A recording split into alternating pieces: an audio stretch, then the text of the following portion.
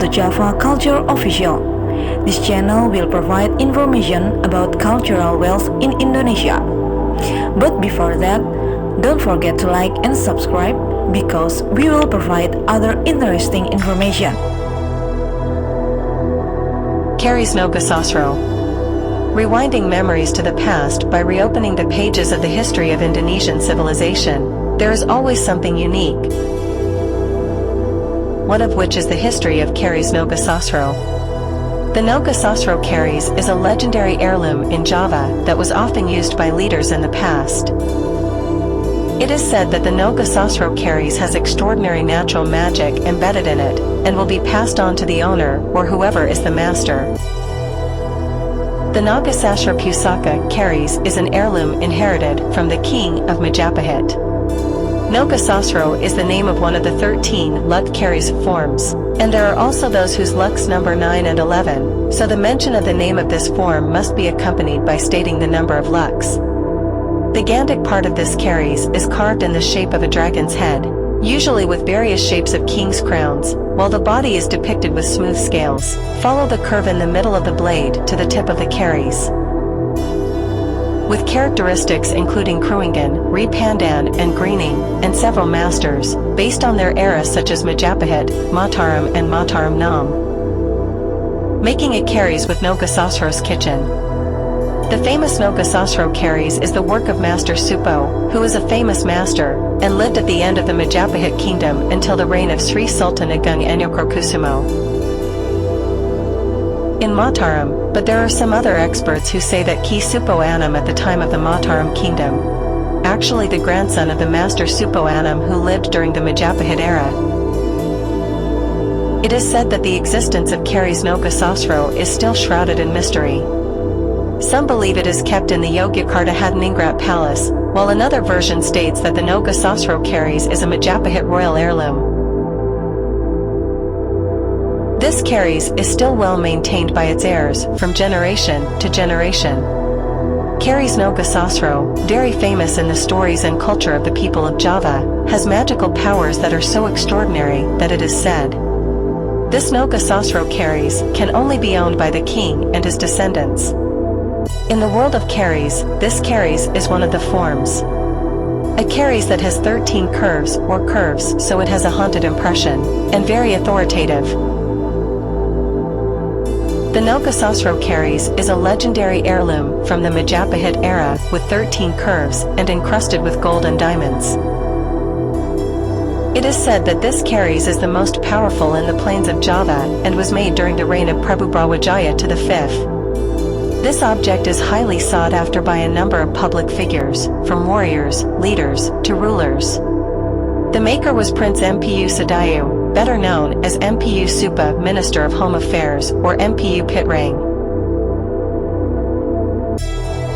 Once upon a time, this heirloom Keris was made when the Majapahit kingdom was in decline after the Civil War. The lean season is long enough so that the paddy fields are dry, and the harvest is not sufficient for the needs of many people. The community's economy has been controlled by big traders who monopolize trade.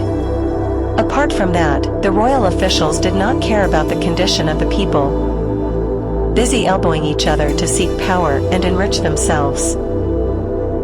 The subordinate kingdoms have begun to dare to disobey, especially the kingdom of Blambangan, which, according to information from ciphers, had prepared troops to attack the capital of Majapahit.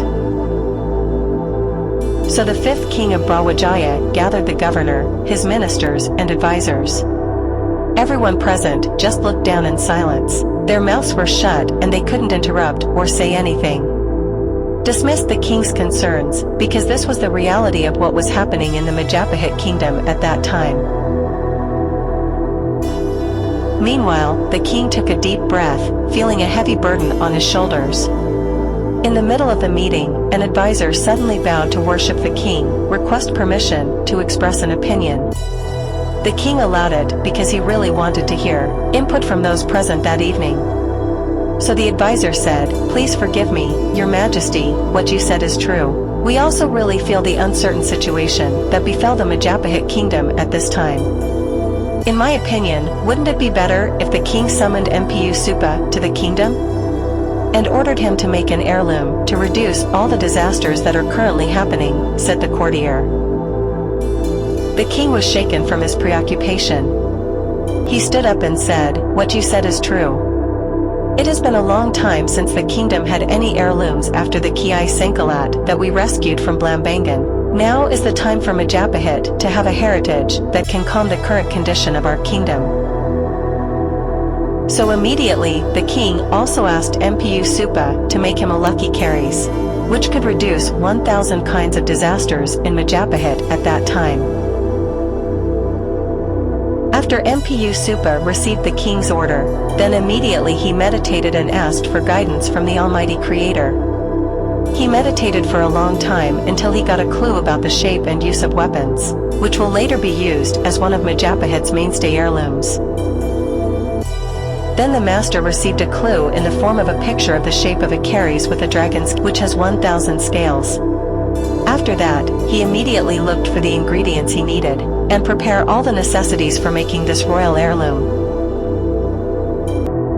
It is said that Mpu then took the material for making the Keris from meteorite, then forged it in a very hot mountain crater, and gilded it on the beach, until the seawater was so turbulent that it was called Segoro Wedang, namely, sea water that is turbulent, like hot, surging water. After completing the entire process of making the dragon-shaped heirloom, then Mpu Supa handed it over to the king. No wonder, the king was very happy to receive the inheritance, which he ordered, which then gave him the title, Keris Nogososro. The Nogososro Keris, which has 1,000 gold scales and a diamond belt, has good luck to reduce 1,000 disasters from various corners of the kingdom. The king then used it to quell the rebellion and invasion of the Blambangan army.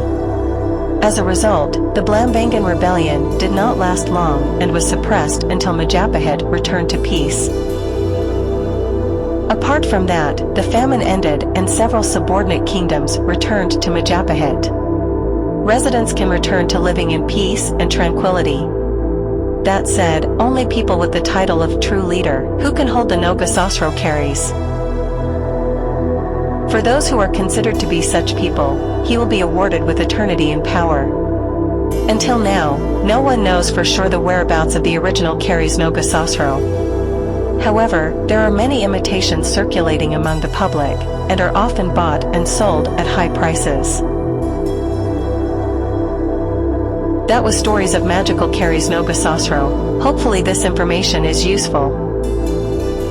Don't forget to like and subscribe, because we will provide other interesting information.